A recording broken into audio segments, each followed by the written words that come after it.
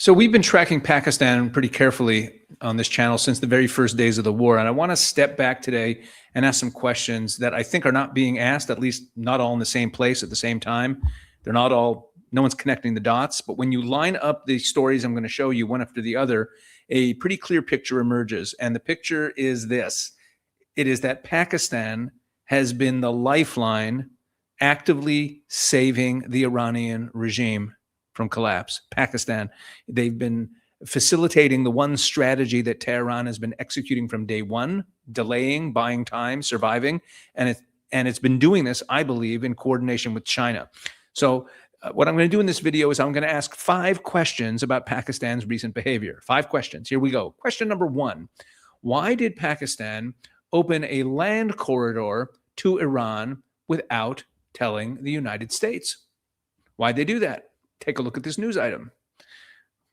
Pakistan opens up road trade routes into Iran amid Hormuz blockade.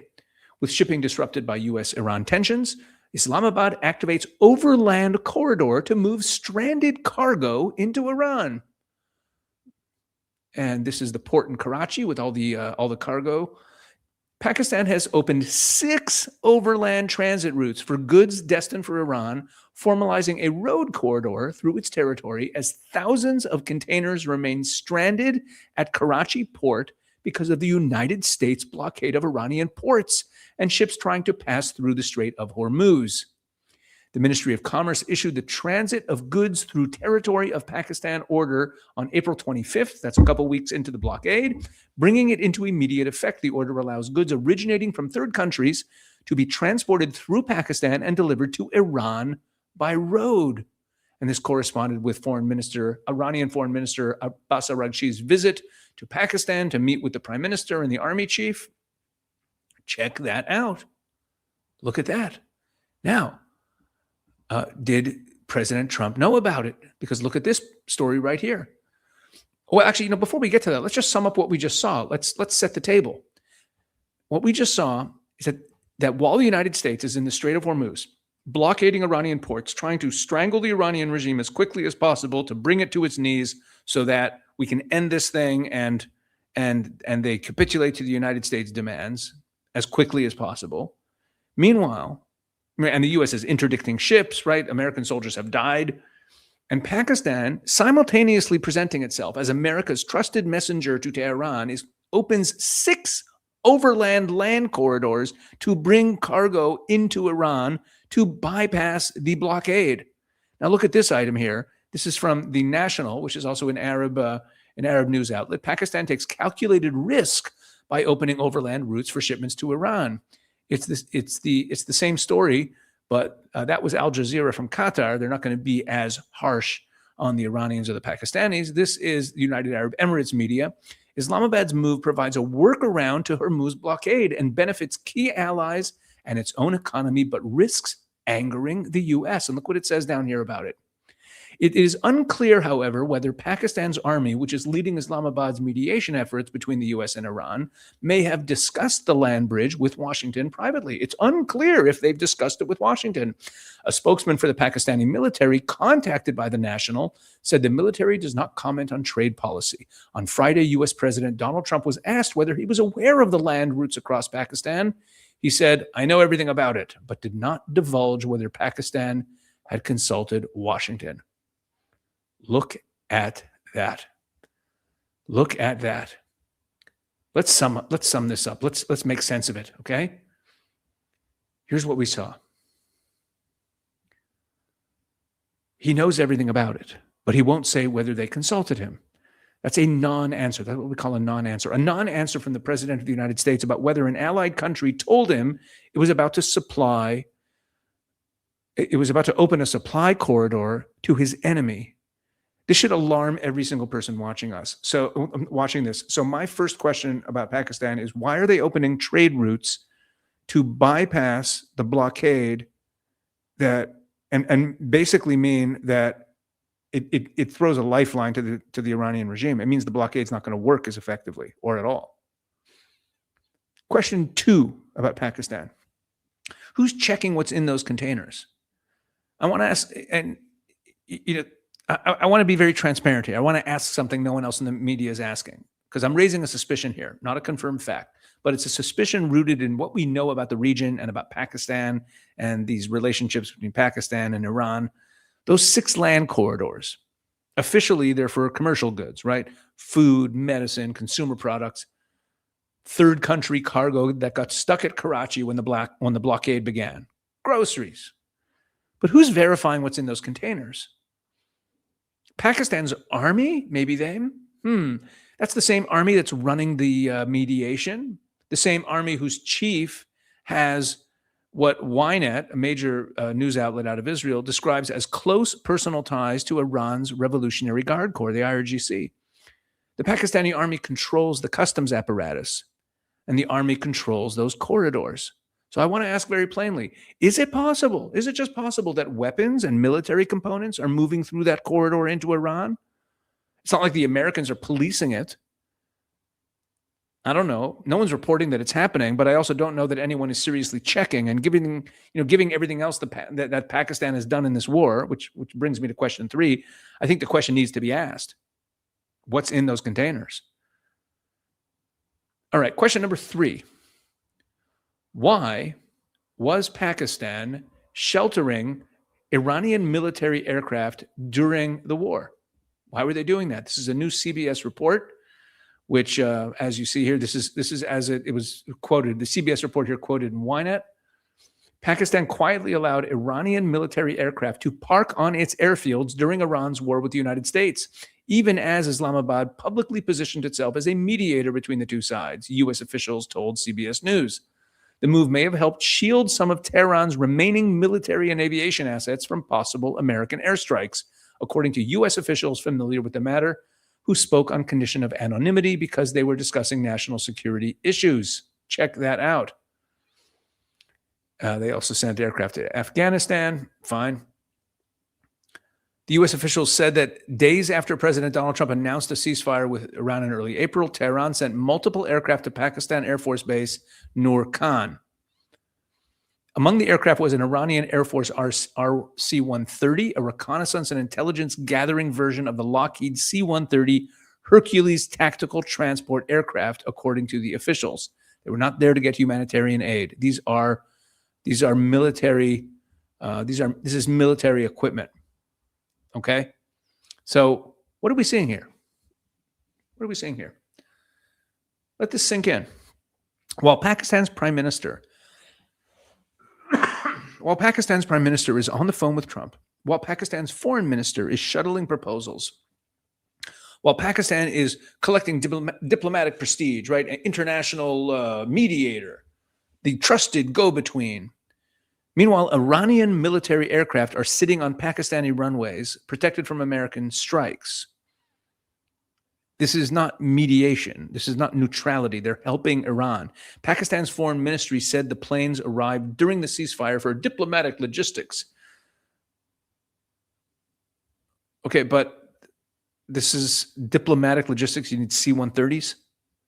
Senator Lindsey Graham said it plainly. He said, I don't trust Pakistan as far as I can throw them. If they actually do have Iranian aircraft parked in Pakistan bases to protect Iranian military assets, that tells me we should be looking maybe for somebody else to mediate. I agree with Lindsey Graham here. That doesn't happen very often. I often find myself disagreeing with him. But on this one, he's absolutely right. So why is Pakistan shielding Iranian military aircraft? That's the question. Now, before we move on, I want to tell you about an important event we're having on Wednesday, just a few days from now, a couple days from now. That's Wednesday, May 20th, 1 p.m. Eastern Time, 8 p.m. in Israel, anywhere in between. It'll also be recorded and posted to the Israel 365 News YouTube channel, or you can sign up for the webinar even if you can't make it, and you will get the full webinar emailed to you. So this webinar is titled, Will America First Stand with Israel? 1 p.m. Eastern Time on May 20th. This is live. I will be moderating the webinar, opening remarks and moderation. And our three esteemed guests will be Josh Hammer, who is a senior editor-at-large at Newsweek. He's also the host of the Josh Hammer Show on Salem Network and an important author and public intellectual. So Josh Hammer will be speaking. Dr. David Wormser, who served in multiple White Houses as a senior advisor on Middle East and international affairs, served in the National Security Council, and he is currently the senior analyst for the Middle East affairs at the Center for Security Policy in Washington, D.C., one of the great experts on the Middle East, and Pastor Rob McCoy. Pastor Rob McCoy is the co-founder of Turning Point USA Faith. He was Charlie Kirk's pastor, very, very close with Charlie. They used to travel together a lot. And I can tell you just from personal knowledge, he was really Charlie's spiritual guide, spiritual mentor, Pastor Rob McCoy, and intimately familiar with the America First movement. So we'll be talking about this question: will America First continue to stand with Israel? And you can click on the link in the description of this video for a sign-up link. There's a sign-up link there. It should say Israel 365, America First, or something like that.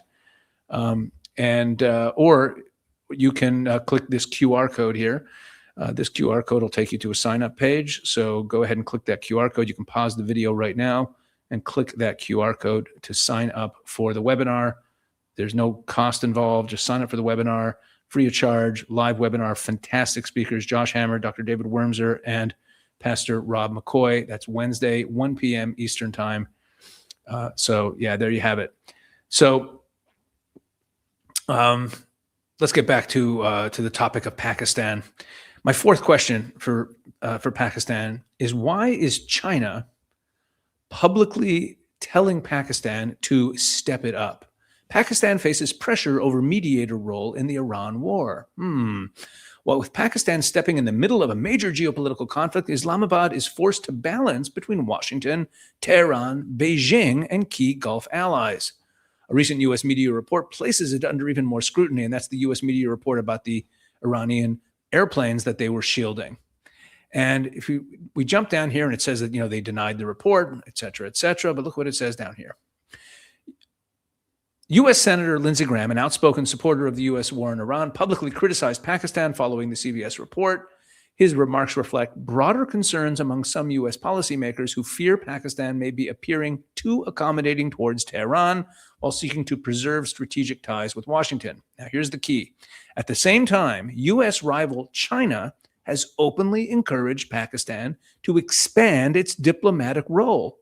According to the AFP news agency, that's Agence France-Presse, Chinese Foreign Minister Wang Yi urged Islamabad to step up mediation efforts between Iran and the United States and help stabilize the region, particularly around the Strait of Hormuz. But can they do it? But look at that. Why is China asking them to step it up? And what does stepping it up even mean? We all know what's going on with these negotiations. Iran refuses to budge on their demands. Think about what you just heard. China, Iran's most powerful international backer, China, which supplies 80% of Pakistan's major arms imports, China, which has a strategic partnership with Iran and has deepened military and economic cooperation with both Pakistan and Iran in recent years, is now publicly telling Pakistan to do more to keep Iran at the table, which goes back to the point I was just making about Iran not giving in to any of the American demands. What exactly do they want? Why do you want to keep the negotiations and the mediation going? What do you want more of exactly? More delaying? More extensions of the ceasefire? More ceasefire requests? More land corridors to bring sanctioned goods over the Iranian border? More aircraft on Pakistani runways? What exactly do they want more of? China's not a bystander in this mediation. China is running Pakistan's role in the war, and Pakistan is executing it. This is not a conspiracy theory. That's what the public record shows when you line it up, when you read the stories. And finally, my fifth question is, has Pakistan actually been actively facilitating Iran's delay strategy and doing it in cahoots with China? I've talked about Iran's delaying strategy extensively on this channel since before the war, that the goal from Tehran's perspective has never been to win the war militarily. They know they can't. The goal is to survive it, to keep the regime intact long enough for Trump's window to close, for pressure to ease, for the international community to tire of conflict, and then to reconstitute themselves, lick their wounds, no matter how much damage was done, as long as they stay in power. And the way to do that is time. Time requires a lifeline. That's their strategy. They need someone to feed them enough, give them enough oxygen that they could survive, that they could hang on. Someone to keep supplies moving. Maybe by building a land bridge. 6 land corridors Pakistan built to get goods into Iran during the blockade that is meant to strangle them quickly so that this whole thing comes to a swift conclusion. So Pakistan's job is to keep the Americans at the table talking instead of striking. Pakistan is giving a lifeline to the Iranian regime. Think about it. 6 land corridors bypassing the blockade, the U.S. blockade. Iranian military jets sheltered at from American strikes at Pakistani airports. Repeated ceasefire extension requests to Trump. This is what Pakistan's been busy with, which Trump accepted. Meanwhile, China's directing the whole operation from Beijing, encouraging the Pakistanis to go further and further. Now compare that to what the analysts in this piece that I just pulled up, that I've been reading from on the screen, this DW piece.